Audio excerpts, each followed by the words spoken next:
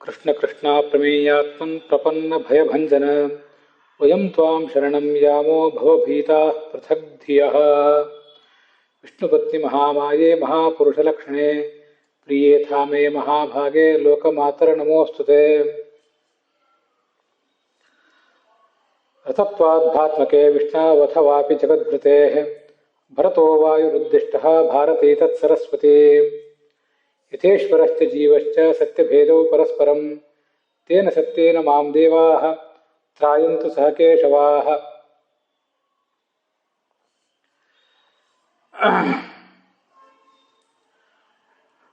ಶ್ರೀ ಗುರುಭ್ಯೋ ನಮಃ.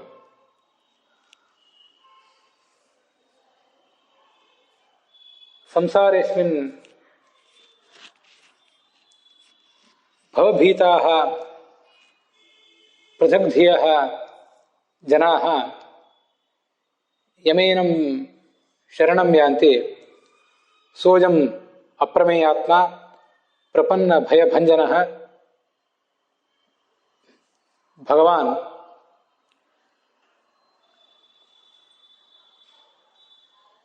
ಸ್ವಾತ್ಮೀಯಾನ್ ಪಾಂಡವಾನ್ ಸರ್ವಾನ್ ವೈಷ್ಣವಧರ್ಮಾನ್ ಉಪದಿದೇಶ. ತೇಷಾಂ ಮಧ್ಯೆ ಗತೆ ದಿವಸೆ ಚತುರಧಿಕಃ ಶತತಮಃ ಅಧ್ಯಾಯಃ 104ನೇ ಅಧ್ಯಾಯ ಸಮಾಪ್ತಃ ಅಭೂತ್. ಅಥ ಪ್ರವರ್ತತೆ ಪಂಚಾಧಿಕಃ ಶತತಮಃ ಅಧ್ಯಾಯಃ 105ನೇ ಅಧ್ಯಾಯ.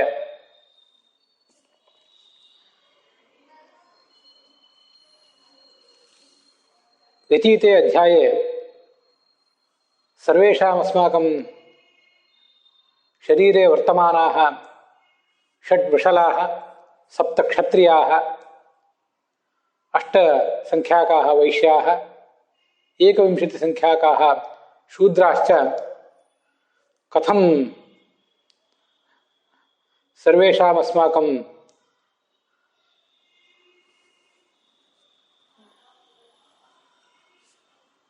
ಆಧ್ಯಾತ್ಮಿಕ ಮಾರ್ಗ ಬಾಧಕಾಃ ಭವಂತಿ ಕಥಮೇತೆ ಚ ಅಸ್ಮಾಕಂ ಶರೀರಾತ್ ಆತ್ಮನಶ್ಚ ದೂರಂ ನಿರಸ್ಯೇರನ್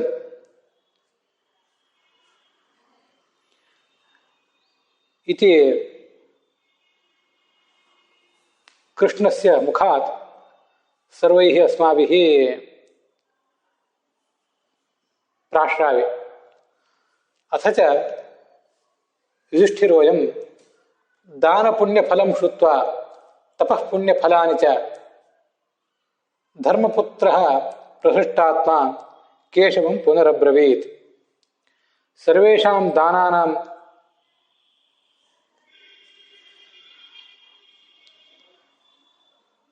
ಸರ್ವೇಷಾಂ ತಪಸಾಂ ಚ ಫಲಾನಿ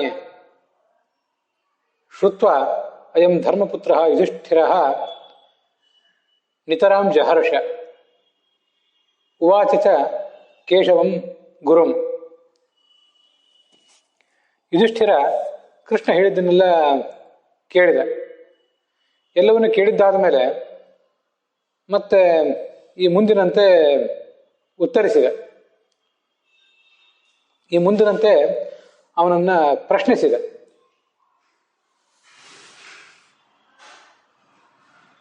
ಯಾಚೈಷ ಕಪಿಲಾದೇವ ಪೂರ್ವಮುತ್ಪಾದಿತ ವಿಭೋ.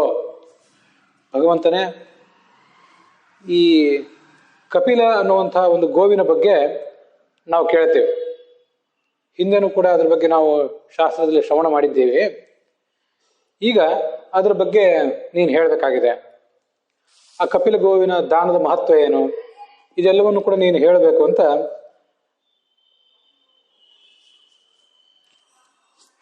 ಈ ಯುಧಿಷ್ಠಿರ ಕೃಷ್ಣನನ್ನ ಪ್ರಾರ್ಥಿಸಿದ. ಅದಕ್ಕನುಸಾರವಾಗಿ ಕೃಷ್ಣ ಏನು ಹೇಳಿದ? ದೈನಂದಿನ ಅಗ್ನಿಹೋತ್ರವೇನಿದೆ ಆ ಅಗ್ನಿಹೋತ್ರದ ಸಿದ್ಧಿಗಾಗಿ ಈ ಬ್ರಹ್ಮ ಹೋಮಧೇನುವನ್ನು ಸೃಷ್ಟಿಸಿದ್ದ. ಅದನ್ನು ದಾನ ಹೇಗೆ ಕೊಡಬೇಕು, ಎಂಥ ಬ್ರಾಹ್ಮಣನಿಗೆ ದಾನ ಕೊಡಬೇಕು, ಅದರಲ್ಲಿ ಎಷ್ಟು ಪ್ರಭೇದ ಇದೆ, ಅದನ್ನೆಲ್ಲ ಹೇಳು ಅಂತ ಕೇಳಿದ. ಆಗ ಆ ಮಾಧವ ಅದನ್ನೆಲ್ಲ ಉತ್ತರಿಸಲಿಕ್ಕೆ ತೊಡಗಿದನಂತೆ. ಏನು ಉತ್ತರಿಸಲಿಕ್ಕೆ ತೊಡಗಿದ? ಗೋವಿನ ಇತಿಹಾಸವನ್ನು ನಿನಗೆ ವರ್ಣಿಸ್ತೀನಿ ಕೇಳು. ಈ ಇತಿಹಾಸವನ್ನು ಕೇಳಿದ ಮಾತ್ರಕ್ಕೆ ಎಂಥ ಪಾಪವನ್ನೇ ಮಾಡಿದ್ರೂ ಕೂಡ ಮನುಷ್ಯ ಎಲ್ಲ ಥರದ ಪಾಪಗಳನ್ನು ಕಳ್ಕೋತಾನೆ. ಯಚ್ಛ್ರುತ್ವ ಪಾಪಕರ್ಮಾಣಿ ನರಹ ಪಾಪೈಹಿ ಪ್ರಮುಚ್ಯತೆ. ಎಲ್ಲ ಥರದ ಪಾಪಗಳನ್ನು ಕಳ್ಕೊಂಡು ಸಾಧಕನಾದವನು ಸನ್ಮಾರ್ಗಗಾಮಿ ಆಗ್ತಾನೆ. ಈ ಹಿಂದೆ ಚತುರ್ಮುಖ ಬ್ರಹ್ಮ ಅಗ್ನಿಹೋತ್ರಕ್ಕಾಗಿ ಈ ಕಪಿಲ ಗೋವನ್ನು ಸೃಷ್ಟಿಸಿದ.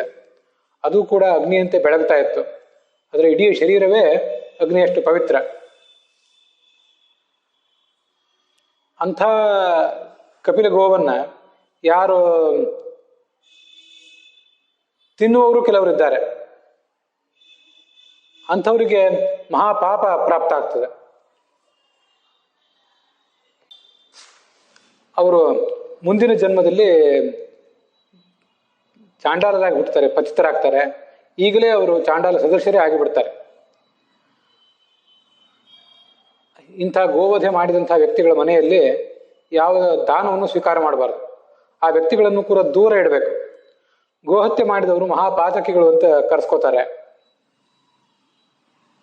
ಈ ಪಾತಕಿಗಳು ಎಲ್ಲ ಪಿತೃದೇವತೆಗಳು ಪಾತಕಿಗಳನ್ನು ದೂರ ಇಡ್ತಾರೆ. ಅಂಥವ್ರ ಜೊತೆ ಮಾತು ಕೂಡ ಆಡಬಾರ್ದು.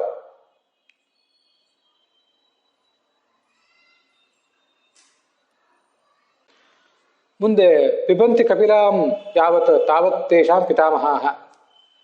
ಯಾರು ದುಷ್ಟರಾದವರು ಆ ಕಪಿಲ ಗೋವಿನ ಮಹತ್ವವನ್ನು ತಿಳಿಯದೆ ಕೇವಲ ಅದನ್ನು ಹಾಲಿಗಾಗಿ ಪಾನ ಮಾಡ್ತಾರೋ ಅವರ ಪಿತೃಗಳು ನಾಯಿ ನರಿಗಳಂತೆ ಈ ಭೂಮಿಯಲ್ಲಿ ಅಮೇಧ್ಯವನ್ನೇ ತಿನ್ನುವಂಥ ಪ್ರಸಂಗವನ್ನು ತಂದ್ಕೋತಾರೆ. ಅದರ ತುಪ್ಪವನ್ನು, ಹಾಲನ್ನು, ಮೊಸರನ್ನ ಯಾರು ಸ್ವೀಕಾರ ಮಾಡ್ತಾರೋ ಅವರಿಗೆ ಏನು ಗತಿ ಆಗ್ತದೆ ಅಂತ ಹೇಳ್ತೇನೆ ಕೇಳು. ಅಂಥ ನೀಚ ವ್ಯಕ್ತಿ ರೌರವ ನರಕಕ್ಕೆ ಹೋಗ್ತಾನೆ. ಕೋಟಿ ವರ್ಷ ರೌರವ ನರಕದಲ್ಲಿ ದುಃಖಕ್ಕೀಡಾಗ್ತಾನೆ. ಮುಂದೆ ರೌರವ ನರಕದಿಂದ ಹೊರಗೆ ಬಂದು ಅಮೇಧ್ಯದಲ್ಲಿ ಕ್ರಿಮಿಯಾಗಿ ಹುಟ್ಟುತ್ತಾನೆ. ತತಶ್ಚಾಪಿ ಚ್ಯುತಃ ಕಾಲಾತ್ ಶ್ವಾನಯೋನಿಂ ಪ್ರಪದ್ಯತೆ. ಮುಂದೆ ನಾಯಿ ಜನ್ಮವನ್ನು ಅವನು ತಾಳ್ಬೇಕಾಗ್ತದೆ. ಸಾವಿರಾರು ಥರದ ಕಷ್ಟಗಳು, ಸಾವಿರಾರು ಥರದ ದುರ್ಗಂಧಗಳಿಂದ ಕೂಡಿದಂಥ ಆ ಒಂದು ಜಗತ್ತಿನಲ್ಲಿ ಅವನು ಬದುಕಬೇಕಾಗ್ತದೆ. ಇಲ್ಲೆಲ್ಲ ಅದರ ಹಾಲನ್ನು ಕುಡಿಯುವುದು ಅಂತ ಇಷ್ಟೇ ಇದೆಯಲ್ಲ, ಹಾಲನ್ನು ಕುಡಿಯುವುದು ತಪ್ಪು ಕಾರ್ಯ ಏನಲ್ಲ. ಆದರೆ ಅದರ ಮಹತ್ವವನ್ನು ಅರಿಯದೆ, ಅದರ ಸೇವೆ ಮಾಡದೆ, ಕೇವಲ ಅದರಿಂದ ಬರುವಂಥ ಲಾಭವನ್ನು ಮಾತ್ರ ನೋಡುವ ವ್ಯಕ್ತಿಗಳ ನಿಂದನ ಇದೆ. ಪಿತೃಗಳು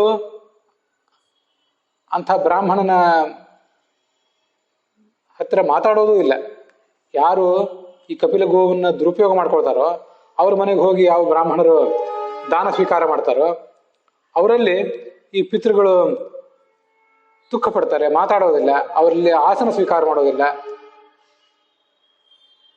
ಜ್ಞಾನಿಗಳಾದವರೆಲ್ಲರೂ ಕೂಡ ಆ ವ್ಯಕ್ತಿಗಳನ್ನ ದೂರ ಇಟ್ಟು ಬಿಡ್ತಾರೆ.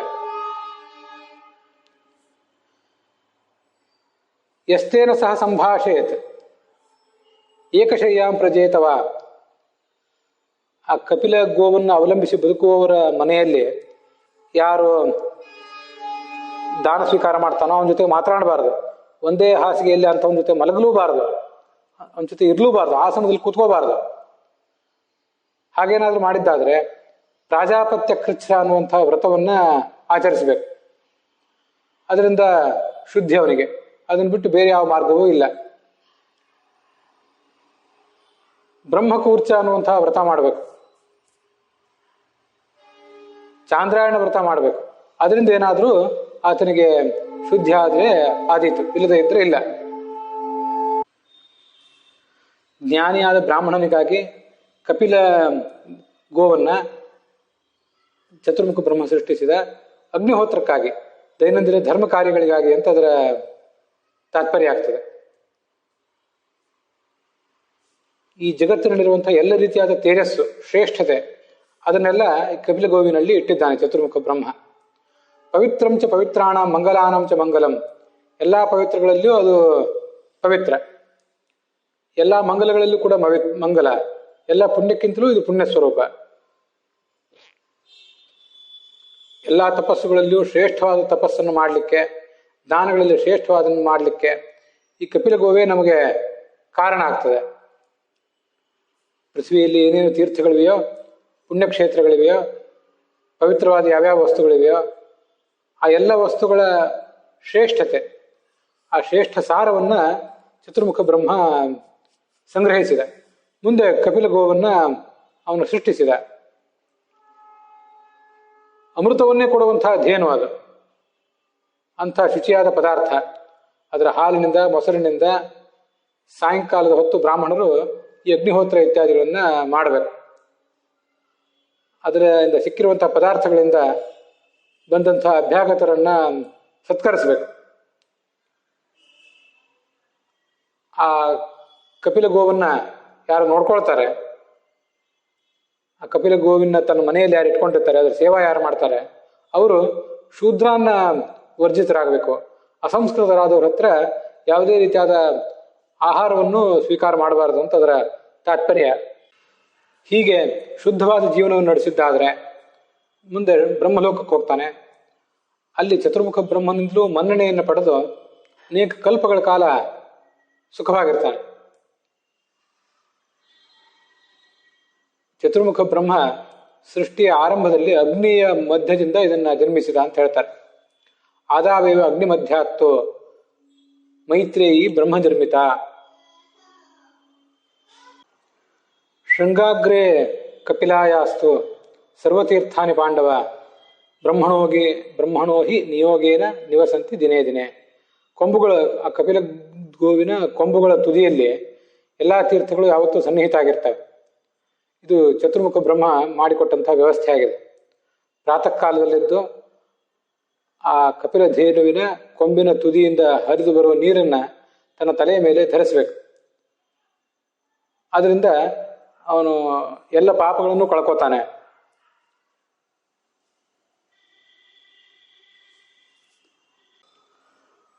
ಮೂರು ವರ್ಷಗಳಿಂದ ಆತ ಏನು ಪಾಪ ಸಂಚಯ ಮಾಡ್ಕೊಂಡಿರ್ತಾನೆ, ಆ ಪಾಪ ಸಂಚಯವೆಲ್ಲ ಹೀಗೆ ಪರಿಹಾರ ಕಾಣುತ್ತದೆ.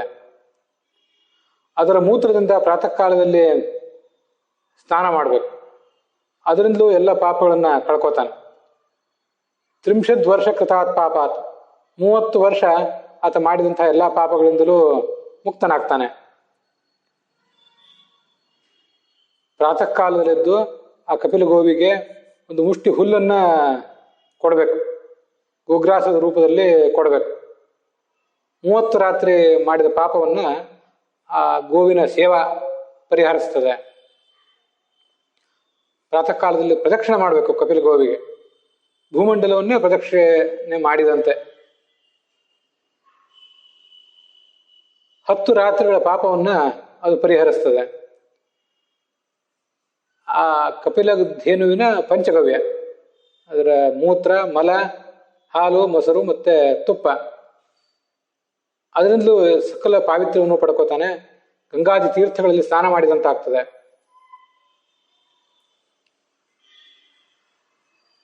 ಆ ಕಪಿಲ ಗೋವನ್ನು ನೋಡಿ ಅದರ ಧ್ವನಿಯನ್ನು ಕೇಳಿದ ಮಾತ್ರಕ್ಕೆ, ಅದೇನು ಅಂಬಾ ಅಂತ ಧ್ವನಿ ಮಾಡ್ತದೆ, ಅದನ್ನು ಕೇಳಿದ ಮಾತ್ರಕ್ಕೆ ಶುತ್ವ ಹುಂಕಾರಣ ಸ್ವನಂ ವ್ಯಪೋಹತಿ ನರಃ ಪಾಪಂ ಅಹೋರಾತ್ರ ಕೃಪಂ ನೃಪ, ಒಂದು ದಿನದ ಪಾಪ ಎಲ್ಲ ಪರಿಹಾರ ಕಾಣುತ್ತದೆ. ಆ ಗೋವಿನ ಹತ್ರ ಹೋಗಿ ಅದರ ಮೈಯನ್ನು ಒಂದು ಬಾರಿ ಮುಟ್ಟಬೇಕು, ಮುಟ್ಟಿ ಅದರ ಮೈ ನೇವರಿಸ್ಬೇಕು. ಆಗ ಒಂದು ವರ್ಷದ ಪಾಪವನ್ನ ಕೂಡಲೇ ಕಳ್ಕೋತಾನೆ. 1000 ಗೋಗಳನ್ನ ಸತ್ಪಾತನೊಬ್ಬರಿಗೆ ದಾನ ಮಾಡುವುದೇ ಬೇರೆ, ಅದಕ್ಕೆ ಸಮಾನವಾದದ್ದು ಒಂದೇ ಕಪಿಲ ಗೋವನ್ನು ದಾನ ಮಾಡಿದರೂ ಬರ್ತದೆ. ಪ್ರಮಾದದಿಂದ ಏನಾದರೂ ಕಪಿಲ ಗೋವನ್ನ ಕೊಲ್ಲುವ ಪ್ರಸಂಗ ಬಂದ್ರೆ 1000 ಗೋವುಗಳನ್ನು ಕೊಂದಂಥ ಪಾಪನೂ ಬರ್ತದೆ. ಇದ್ರ ಬಗ್ಗೆ ಯಾವುದೇ ಸಂಶಯವಿಲ್ಲ. ಈ ಕಪಿಲ ಗೋವುಗಳಲ್ಲಿ 10 ಪ್ರಭೇದಗಳಿವೆ ಅಂತ ವರ್ಣಿಸ್ತಾರೆ. ಅವುಗಳನ್ನು ಅಂಥ ಪ್ರಭೇದಗಳನ್ನೆಲ್ಲ ಬ್ರಾಹ್ಮಣರಿಗೆ ದಾನ ಮಾಡಿದರೆ ಮಹಾಸದ್ಗತಿ ಇದೆ. ಪ್ರಥಮ ಸ್ವರ್ಣಕಪಿಲ. ಸ್ವರ್ಣಕಪಿಲ ಅಂತ ಮೊದಲನೇದ್ದು, ಹೊಂಬಣ್ಣದ ಕಪಿಲ. ಎರಡನೇದ್ದು ಗೌರಪಿಂಗಲ, ಬಿಳಿ ಬಣ್ಣವೂ ಇದ್ದು ಹಳದಿ ಬಣ್ಣವೂ ಇರುವಂಥದ್ದು. ಅದನ್ನು ಗೌರ ಪಿಂಗಳ ಅಂತ ಹೇಳ್ತಾರೆ, ಅಥವಾ ಗೌರ ಕಪಿಲ ಅಂತಲೂ ಹೇಳಲಿಕ್ಕೂ ತೊಂದರೆ ಇಲ್ಲ. ಮೂರನೇದ್ದು ಅರಕ್ತ ಪಿಂಗಾಕ್ಷಿ. ತೃತೀಯ ಅರಕ್ತ ಪಿಂಗಾಕ್ಷಿ, ಕಪ್ಪು ಮತ್ತು ಹಳದಿ ಬಣ್ಣಗಳುಳ್ಳದ್ದು ಅಂತ ಅದನ್ನು ವರ್ಣಿಸ್ತಾರೆ. ಮೂರನೇದನ್ನು ರಕ್ತ ಪಿಂಗಾಕ್ಷಿ ಅಂತಲೂ ಕೆಲವರು ಪದಚ್ಛೇದ ಮಾಡಿದ್ದಾರೆ. ಅರಕ್ತ ಅಂತ ಪದಚ್ಛೇದ ಮಾಡುವುದಕ್ಕಿಂತ ರಕ್ತ ಅಂತ ಪದಚ್ಛೇದ ಮಾಡುವುದು ಹೆಚ್ಚು ಸಮಂಜಸ ಅಂತ ನನಗೆ ಕಾಣಿಸ್ತದೆ. ನಾಲ್ಕನೇದ್ದು ಗಲಪಿಂಗಲ, ಕುತ್ತಿಗೆಯಲ್ಲಿ ಕಂದು ಹಳದಿ ಬಣ್ಣ ಇರುವಂಥ ಗೋವು. ಪಂಚಮಿ ಬಭ್ರುವರ್ಣಾಭ. ಐದನೇದ್ದು ಕೆಂಪು ಬಣ್ಣ ಮಿಶ್ರಿತ ಇರುವಂಥ ಕಂದು ಬಣ್ಣ ಉಳ್ಳದ್ದು ಅಂತ ವರ್ಣಿಸ್ತಾರೆ. ಆರನೇದ್ದು ಶ್ವೇತಪಿಂಗಲ, ಬಿಳಿ ಮತ್ತು ಕಂದು ಹಳದಿ ಬಣ್ಣ ಉಳ್ಳದ್ದು. ಏಳನೇದ್ದು ರಕ್ತ ಪಿಂಗಾಕ್ಷಿ, ಕೆಂಪು ಮತ್ತು ಹಳದಿ ಬಣ್ಣದ ಕಣ್ಣುಗಳುಳ್ಳಂಥದ್ದು. ಎಂಟನೇದ್ದು ಖುರಪಿಂಗಲ, ಗೊರಸುಗಳಲ್ಲಿ ಮಾತ್ರ ಕಂದು ಬಣ್ಣ ಹಳದಿ ಬಣ್ಣ ಉಳ್ಳದ್ದು. ಒಂಬತ್ತನೇದ್ದು ಪಾಟಲ. ಪಾಟಲ ಅಂದರೆ ಬಿಳಿ ಮತ್ತು ಕೆಂಪು ಬಣ್ಣ ಬೆರೆತಂಥ ಬಣ್ಣ. ಹತ್ತನೇದ್ದು ಪುಚ್ಛಪಿಂಗಲ, ಆ ಬಾಲದಲ್ಲಿ ಮಾತ್ರ ಕೆಂಬಣ್ಣ ಉಳ್ಳದ್ದು ಅಂತ ಅದರ ಅಭಿಪ್ರಾಯ. ಹತ್ತನೇದ್ದು ಪುಚ್ಛಪಿಂಗಲ, ಬಾಲ ಮಾತ್ರ ಕೆಂದು ಬಣ್ಣ ಹಳದಿ ಬಣ್ಣ ಉಳ್ಳದ್ದು. ಹೀಗೆ ಕಪಿಲ ಗೋವುಗಳನ್ನು 10 ವಿಧಾಂತ ವರ್ಣನೆ ಮಾಡ್ತಾರೆ. ಮನುಷ್ಯರಿಗೆ ಎಲ್ಲ ಥರದ ಪಾವಿತ್ರ್ಯವನ್ನು ಕೊಡುವಂಥವು. ಹೀಗೆ ಎತ್ತುಗಳು ಕೂಡ ಪರಮ ಪವಿತ್ರನೇ. ಈ ಕಪಿಲ ಜಾತಿ ಎತ್ತುಗಳು ಅದರಲ್ಲೂ ಬಹಳ ಶ್ರೇಷ್ಠವಾದದ್ದು. ಅವುಗಳನ್ನು ಜ್ಞಾನಿಯಾದವನು ಮಾತ್ರ, ಬ್ರಾಹ್ಮಣ ಮಾತ್ರ ತನ್ನ ಪ್ರಯಾಣಕ್ಕೆ, ಗಾಡಿ ಹೊಡಿಲಿಕ್ಕೆ ಗಾಡಿಗೆ ಹೂಡಲಿಕ್ಕೆ ಉಪಯೋಗ ಮಾಡ್ಬೋದು. ಇತರ ವರ್ಣದವರು ಆ ಬ್ರಾಹ್ಮಣನಿಗೆ ಹೋಲಿಸಿದರೆ ಯಾರು ಅಂಥ ಜ್ಞಾನ ಇತ್ಯಾದಿಗಳುಳ್ಳವರಾಗಿಲ್ಲವೋ ಅವರು ಯಾವತ್ತೂ ಕೂಡ ಆ ಕಪಿಲ ಗೋವನ್ನು ಸಂಚಾರ ಸಾಧನವಾಗಿ ಉಪಯೋಗ ಮಾಡಬಾರ್ದು.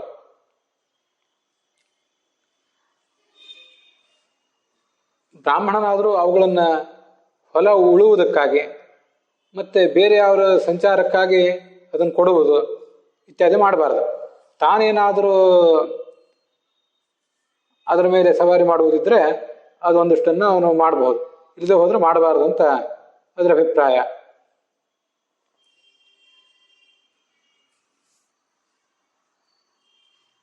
ಕಪಿಲ ವೃಷಭ ಅಂತ ಅನ್ನೋದು ಆ ಪ್ರಯಾಣ ಮಾಡುವಾಗ ಅದನ್ನ ಹಿಂಸಿಸಬಾರದು. ಕೇವಲ ಹುಂಕಾರ ಮಾಡಿ ಅದನ್ನ ಕೋಲಿನಿಂದ, ಶಾಖಯಾವ ಸಪತ್ರಯ, ಒಂದು ಬೆತ್ತದಿಂದ ಅದನ್ನು ಹೊಡೆಯುವಾಗಲೂ ಕೂಡ ಆ ಬೆತ್ತದಿಂದ ಬಿರುಸಾದ ಏಟು ಬೀಳಬಾರ್ದು ಈ ಗೋವಿಗೆ, ಈ ವೃಷಭಕ್ಕೆ. ಹೊರತು ಅದಕ್ಕೆ ಎಲೆಗಳನ್ನ ಕಟ್ಟಿರಬೇಕು. ಆ ಎಲೆಗಳಿಂದ ಕೂಡಿದಂಥ ಬೆತ್ತ ಅಂದ್ರೆ ಅದಕ್ಕೆ ಏಟು ಹೆಚ್ಚು ಬೀಳೋದಿಲ್ಲ.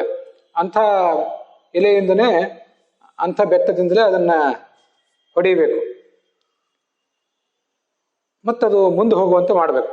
ಹೊರತು ದಂಡದಿಂದಾಗಲಿ ಕೋಲಿನಿಂದಾಗಲಿ ಅದನ್ನ ಹೊಡೆಯುವುದು ಸಲ್ಲದು ಅಂತ ಅಭಿಪ್ರಾಯ. ಆ ಎತ್ತುಗಳು ಹಸಿದಾಗ, ನಡೆದು ಬಳಲಿದ್ದಾಗ ಅವುಗಳನ್ನು ಯಾವತ್ತೂ ಕೂಡ ಗಾಡಿಗೆ ಕಟ್ಟಬಾರದು. ಯಥೇಷ್ಟವಾಗಿ ಹುಲ್ಲು ತಿಂದು ತೃಪ್ತವಾಗುವ ತನಕ ನೀರು ಕುಡಿದು ತೃಪ್ತವಾಗಿ ಸಮರ್ಥವಾಗಿದ್ದಾಗ ಅವುಗಳನ್ನು ಉಪಯೋಗ ಮಾಡ್ಕೋಬಹುದು, ಇಲ್ಲದೇ ಇದ್ರೂ ಉಪಯೋಗ ಮಾಡಬಾರದು. ಅವುಗಳಿಗೆ ಇನ್ನೂ ಹಸಿವು ಹಿಂಗಿಲ್ಲದಿದ್ದಾಗ ಬ್ರಾಹ್ಮಣನು ಕೂಡ ಭೋಜನ ಮಾಡಬಾರದು. ಅವುಗಳು ನೀರು ಕುಡಿದ ಮೇಲೆ ಇವನು ತಾನು ನೀರನ್ನು ಕುಡಿಬೇಕು.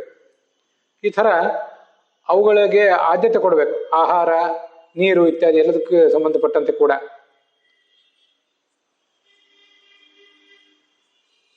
ನಾವು ಸೇವೆ ಮಾಡುವ ದೃಷ್ಟಿಯಿಂದ ಕಪಿಲಾಧ್ಯೇನು ನಮ್ಮ ತಾಯಿ, ಕಪಿಲ ವೃಷಭ ಅಂತ ಅನ್ನೋದು ತಂದೆ ಇದ್ದಂತೆ. ಈ ವೃಷಭಗಳನ್ನ ಪ್ರಾತಃ ಕಾಲದಲ್ಲಿ ಮಾತ್ರ ವಾಹನಕ್ಕೆ ಕಟ್ಟೋದು ಯೋಗ್ಯ. ದಿನದ ಮಧ್ಯಭಾಗದಲ್ಲಿ ಅವುಗಳಿಗೆ ವಿಶ್ರಾಂತಿಗೆ ಅವಕಾಶ ಕೊಡಬೇಕು, ಬಿಟ್ಟು ಬಿಡಬೇಕು. ಮೂರನೇ ಭಾಗದಲ್ಲಿ ದಿನದ 3ನೇ ಭಾಗದಲ್ಲಿ ಏನಾದರೂ ಅತ್ಯಂತ ತುರ್ತಾದ ಅಗತ್ಯವಿದ್ದರೆ ಆಗ ಅವುಗಳನ್ನು ಗಾಡಿಗೆ ಕಟ್ಟಬಹುದು, ಇಲ್ಲದೆ ಹೋದರೆ ಕಟ್ಟಬಾರದು. ತೀರಾ ಅವಸರದ ಕಾರ್ಯ ಇದ್ದಾಗ, ನಾವು ಸಂಚರಿಸುವ ಹಾದಿಯಲ್ಲಿ ದುಷ್ಟರ ಭಯ ಇದ್ದಾಗ, ಆಗ ವೇಗವಾಗಿ ಸಂಚಾರ ಮಾಡುವುದಕ್ಕಾಗಿ ಗಾಡಿಗೆ ಅವುಗಳನ್ನು ಕಟ್ಟಬಹುದು. ಇಂಥ ಅನಿವಾರ್ಯ ಕಾರಣಗಳಿದ್ದಾಗ ಅವುಗಳನ್ನು ಕಟ್ಟಿದರೆ ಯಾವುದೇ ರೀತಿಯಾದ ಪಾಪ ಇಲ್ಲ. ಗಾಡಿ ಕಟ್ಟಿ ಗಾಡಿ ಹೂಡಿದರೆ ಅದರಿಂದ ಯಾವುದೇ ಪಾಪ ಇಲ್ಲ, ಇಲ್ಲದೆ ಹೋದರೆ ಮಹಾಪಾಪ ಇದೆ. ವಿಶೇಷ ಕಾರಣ ಇಲ್ಲದೇನೆ ಮಧ್ಯಾಹ್ನದ ಕಾಲದಲ್ಲಿ ಏನಾದರೂ ಆ ಎತ್ತುಗಳನ್ನು ಗಾಡಿ ಕಟ್ಟಿದರೆ ಭ್ರೂಣ ಹತ್ಯೆಗೆ ಸಮಾನವಾದಂಥ ಪಾಪ ಇದೆ. ಹಾಗೆ ಮಾಡಿದವನು ರೌರವ ನರಕಕ್ಕೆ ಹೋಗಿ ಬೀಳ್ತಾನೆ. ಅನೇಕ ಥರದ ನರಕಗಳನ್ನು ತಲುಪಿ ಅಲ್ಲಿ ದೀರ್ಘಕಾಲ ಇದ್ದು ಅವನು ಮುಂದುವರಿತಾನೆ ಅಂತ ತಾತ್ಪರ್ಯ. ಆ ಎತ್ತುಗಳನ್ನು ಗಾಡಿಗೆ ಹೂಡಿದಾಗ ಅವುಗಳ ಶರೀರದಲ್ಲಿ ರಕ್ತ ಬರುವಷ್ಟು ಅವುಗಳಿಗೇನಾದರೂ ತೊಂದರೆ ಕೊಟ್ಟರೆ ಅವನು ಮತ್ತಷ್ಟು ನೀಚ ನರಕಗಳನ್ನು ತಲುಪ್ತಾನೆ. ಭೂಲೋಕಕ್ಕೆ ಬಂದು ಮತ್ತೆ ಅವನು ಮನುಷ್ಯನಾಗಿಯೇ ಹುಟ್ಟೋದಿಲ್ಲ, ಎತ್ತಾಗಿಯೇ ಹುಟ್ಟುತ್ತಾನೆ. ಬಲಿವರ್ಧೋ ಭವಿಷ್ಯತೆ. ಆದ್ದರಿಂದ ಸಂಸಾರದಿಂದ ಮುಕ್ತಿಯನ್ನು ಬಯಸುವಂಥ ಮನುಷ್ಯ ಇಂಥ ಗೋವನ್ನು ದಾನ ಕೊಡಬೇಕು. ತಾನು ತನ್ನ ಸ್ವಾರ್ಥಕ್ಕಾಗಿ ಕಪಿಲ ವೃಷಭವನ್ನು ಗಾಡಿಗೆ ಕಟ್ಟಿದರೆ ಅವನಿಗೆ 33 ಕೋಟಿ ದೇವತೆಗಳು, ತೇನ ದೇವಾಸ್ತ್ರಯಸ್ತ್ರಿಂಶತ್ ಪಿತರಶ್ಚಾಪಿ ವಾಹಿತಾ, 33 ದೇವತೆಗಳು ಅಂತ ಅರ್ಥ. 33 ಕೋಟಿ ದೇವತೆಗಳು ಅಂತ ಅನ್ನೋದು ಅಷ್ಟೇನು ಯೋಗ್ಯವಾದ್ದಲ್ಲ. ದೇವತೆಗಳ ಸಂಖ್ಯೆ 9 ಕೋಟಿ ಮಾತ್ರ. 33 ಕೋಟಿ ದೇವತೆಗಳು ಅಂತ ಶಾಸ್ತ್ರದಲ್ಲಿ ಹೇಳೋದು ಉಚಿತ ಆಗೋದಿಲ್ಲ. ಕೋಟಿ ಅನ್ನೋದಲ್ಲಿ ವರ್ಗ, ಗುಂಪು ಅನ್ನೋ ಅರ್ಥವನ್ನು ಹೇಳುವುದಾದರೆ ಅದು ಉಚಿತ ಆಗ್ತದೆ. ಹಾಗೆ ಪಿತೃಗಳಿಗೂ ಕೂಡ ಅದರಿಂದ ದುಃಖ ಆಗ್ತದೆ. ಅಂಥ ನೀಚ ನರಕಕ್ಕೆ ಹೋಗಿ ಪ್ರಳಯ ಆಗುವವರೆಗೂ ಆ ನರಕದಲ್ಲೇ ಇರ್ತಾನೆ. ಇದು ಆ ಕಪಿಲ ಗೋವಿನ ಮಹಿಮೆ. ಆ ಕಪಿಲ ಗೋವು ಬಳಲಿದ್ದಾಗ, ಬಳಲಿ ನಿಟ್ಟುಸಿರು ಬಿಡ್ತದಲ್ಲ, ಯಾರು ಆ ಬಳಲಿಕೆಗೆ ಕಾರಣ ಆಗಿದ್ದಾನೆ ಆ ವ್ಯಕ್ತಿಗೆ ಮಹಾನರಕ. ಅದರಿಂದ ಸರ್ವಯಜ್ಞೇಶು ದಕ್ಷಿಣಾರ್ಥಂ ವಿಧೀಯತೆ. ಯಾವುದೇ ಯಜ್ಞವನ್ನು ಮಾಡಿದರೂ ಆ ಯಜ್ಞದಲ್ಲಿ ದಕ್ಷಿಣೆ ಕೊಡಲಿಕ್ಕೆ ಅತ್ಯಂತ ಶ್ರೇಷ್ಠವಾದಂತಹ ವಸ್ತು ಅಂದರೆ ಕಪಿಲ ಗೋವು. ಶ್ರೋತ್ರಿಯನಾದ ಜೀವನೋಪಾಯದಿಂದ ರಹಿತನಾದಂಥ, ಜೀವನಕ್ಕಾಗಿ ದಿಕ್ಕು ಕಾಣದಂತಹ ಬ್ರಾಹ್ಮಣ ಯಾರಿದ್ದಾನೆ ಅವನಿಗೆ ಇದನ್ನು ದಾನ ಮಾಡಬೇಕು. ಅಗ್ನಿಲೋಕದಲ್ಲಿ ಅವನಿಗೆ ದೊಡ್ಡ ಸತ್ಕಾರ ಕಾದಿದೆ. ಆ ಧೇನುವಿನ ದೇಹದಲ್ಲಿ ಎಷ್ಟು ರೋಮ ಇರ್ತಾವೋ ಅಷ್ಟು ಕಾಲ ಸ್ವರ್ಗದಲ್ಲಿ ಸುಖವಾಗಿರ್ತಾನೆ. ಈ ಕಪಿಲ ಗೋವಿನ ದಾನ ಮಾಡಲಿಕ್ಕೆ ವಿಷುವತ್ ಅನ್ನುವಂಥ ಪುಣ್ಯಕಾಲ, ಹಾಗೆ ದಕ್ಷಿಣಾಯನ ಮತ್ತು ಉತ್ತರಾಯಣಗಳು ಇವೆಲ್ಲ ಬಹಳ ಮಹತ್ವದ್ದು. ಅಂಥ ಕಾಲದಲ್ಲಿ ಅದರ ದಾನ ಮಾಡಬೇಕು. ಅದರಿಂದ ಅಶ್ವಮೇಧ ಯಾಗದ ಫಲ ಇದೆ. ಮುಂದೆ ನನ್ನ ಲೋಕವನ್ನು, ವೈಷ್ಣವ ಲೋಕಗಳನ್ನು ಅವನು ಬಂದು ತಲುಪ್ತಾನೆ.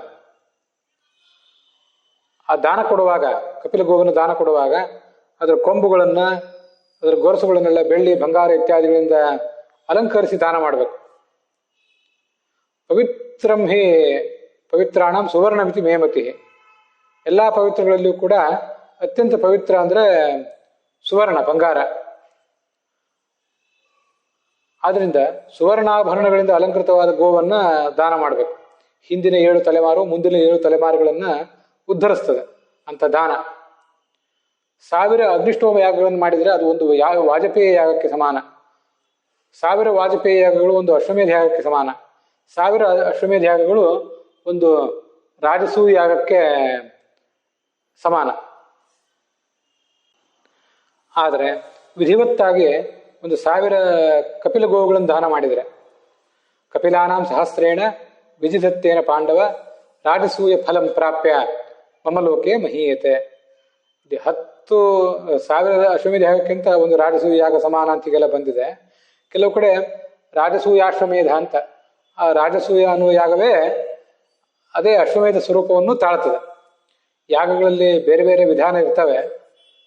ಆದ್ದರಿಂದ ಇಲ್ಲಿ 1000 ಅಶ್ವಮೇಧ ಯಾಗಗಳಿಗಿಂತ ಒಂದು ರಾಜಸೂಯ ಯಾಗ ಶ್ರೇಷ್ಠ, ಒಂದು ರಾಜಸೂಯ ಯಾಗ ಅದಕ್ಕೆ ಸಮಾನ ಅಂತ ವರ್ಣನೆ ಮಾಡುವುದೇನಿದೆ ಅದೊಂದು ಸೀಮಿತ ದೃಷ್ಟಿಯಿಂದ.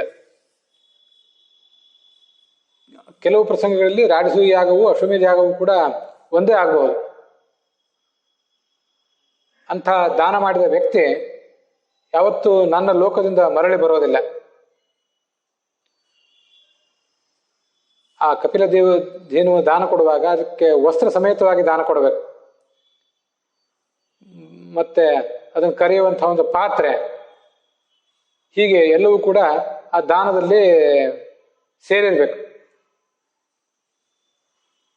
ದೋಣಿ ಪ್ರಯಾಣಿಕರನ್ನ ತೀರಕ್ಕೆ ತಲುಪಿಸ್ತದೆ. ಅದರಂತೆ ಈ ಒಂದು ನಾವು ದಾನ ಮಾಡಿದಂಥ ಗೋವು ಅದು ವ್ಯಕ್ತಿಯನ್ನ ದುರ್ಗತಿಯಿಂದ ದಾಟಿಸಿ ಸದ್ಗತಿಗೆ ತಲುಪಿಸ್ತದೆ. ಈ ಜಗತ್ತಿನಲ್ಲಿ ಎಲ್ಲವನ್ನೂ ಪಡ್ಕೋತಾನೆ. ಮಕ್ಕಳು, ಮೊಮ್ಮಕ್ಕಳು, ಮತ್ತೆ ಎಲ್ಲ ಥರದ ಸಂಪತ್ತು, ಇದೆಲ್ಲವನ್ನೂ ಕೂಡ ಗೋದಾನ ಮಾಡಿದವನು ಪಡ್ಕೊಳ್ತಾನೆ.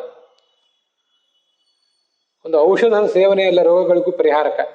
ಅದರಲ್ಲೇ ಮಂತ್ರದಿಂದ ಅಭಿಮಂತ್ರಿತವಾಗಿದ್ದರೆ ಆ ಔಷಧಕ್ಕೆ ಮತ್ತಷ್ಟು ಶಕ್ತಿ. ಅದರಂತೆ ಕಪಿಲ ಧೇನುವಿನ ದಾನ ಎಲ್ಲ ಥರದ ಪಾಪಗಳನ್ನು ನಾಶ ಮಾಡ್ತದೆ. ಗರುಡನನ್ನು ನೋಡಿದ ಕೂಡಲೇ ಹಾವುಗಳು ದೂರ ಓಡಿ ಹೋಗುವಂತೆ ಕಪಿಲ ಧೇನುವನ್ನು ದಾನ ಮಾಡಿದ ಬಂದ ಪುಣ್ಯಕ್ಕೆ ಎಲ್ಲ ಪಾಪಗಳು ಕೂಡ ಹೆದರ್ತವೆ. ಹಾವು ಪೊರೆಯನ್ನು ಬಿಟ್ಟು ಮತ್ತೆ ಸುಂದರವಾದ ರೂಪವನ್ನು ತಾಳ್ತದೆ, ನಮಗಿದು ಗೊತ್ತಿದೆ. ಅದರಂತೆ ಮಾಡಿದ ಎಲ್ಲ ಸಂಚಿತವಾದ ಪಾಪಗಳನ್ನು ಈ ಕಪಿಲ ಧೇನುವನ್ನು ದಾನ ಮಾಡಿದವನು ಕಳ್ಕೋತಾನೆ, ಹೊಸ ವ್ಯಕ್ತಿತ್ವವನ್ನು ಪಡ್ಕೋತಾನೆ. ಒಂದು ದೀಪ ಮನೆಯಲ್ಲಿ ನಾವು ಬೆಳಕು ಕೊಡ್ತದೆ. ಅದರಂತೆ ಕಪಿಲ ಧೇನುವಿನ ದಾನವು ಕೂಡ ಮನುಷ್ಯನಿಗೆ ಪುಣ್ಯವನ್ನು ಕೊಟ್ಟು ಆತನ ಮನ ಎರಡನ್ನೂ ಬೆಳಗಿಸ್ತದೆ. ಅನ್ನುದಿನ ಪ್ರತಿನಿತ್ಯವೂ ಅಗ್ನಿಹೋತ್ರ, ಉಪಾಸನ ಇತ್ಯಾದಿಗಳನ್ನು ಮಾಡಬೇಕು.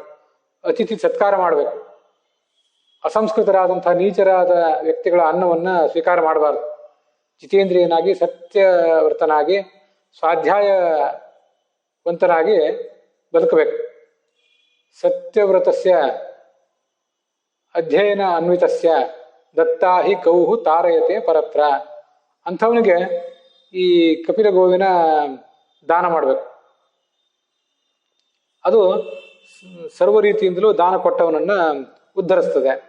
ಅಲ್ಲಿಗೆ 105ನೇ ಅಧ್ಯಾಯ ಸಮಾಪ್ತವಾಗಿದೆ. ಇವತ್ತಿನ ಭಾಗವೂ ಕೂಡ ಅಲ್ಲಿಗೆ ಸಮಾಪ್ತವಾಗಿದೆ.